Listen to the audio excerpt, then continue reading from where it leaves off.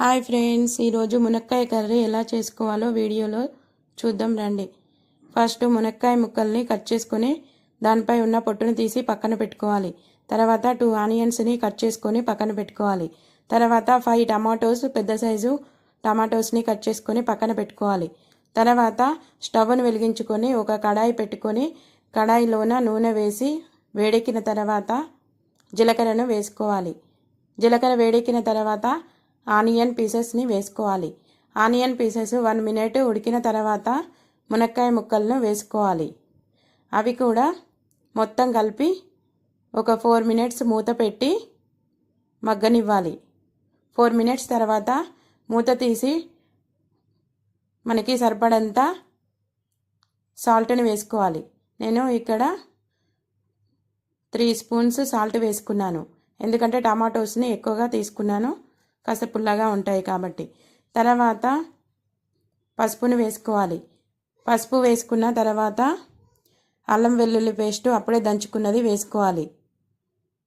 తర్వాత మొత్తం అన్నీ మిక్స్ చేసుకోవాలి.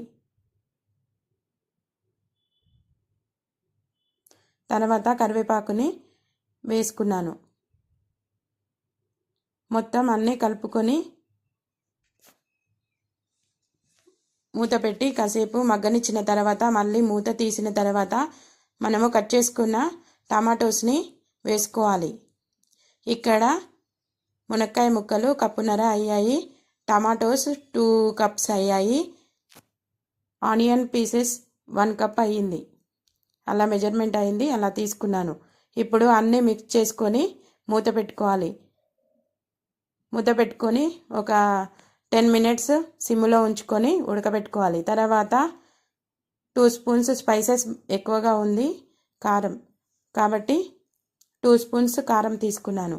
తర్వాత 1 స్పూన్ ధనియాల పొడి, 1 స్పూన్ కొబ్బరి పొడి వేసుకొని అన్నీ మిక్స్ చేసుకొని కలుపుకోవాలి.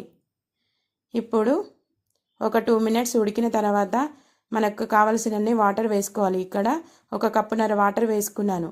ఇప్పుడు అన్నీ కలుపుకొని మళ్ళీ కాసేపు ఉడికించుకోవాలి. దగ్గరికి అయ్యేంత వరకు ఉడికించుకోవాలి.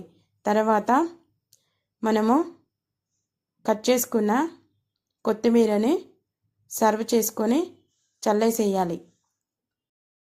ఇప్పుడు మునక్కాయ కర్రీ రెడీ అవుతుంది. ఇప్పుడు స్టవ్ ఆఫ్ చేసుకొని చూస్తే మునక్కాయ కర్రీ రెడీగా ఉంటుంది. ఈ వీడియో నచ్చినట్లయితే సబ్స్క్రైబ్ చేసుకోండి, లైక్ చేయండి, షేర్ చేయండి.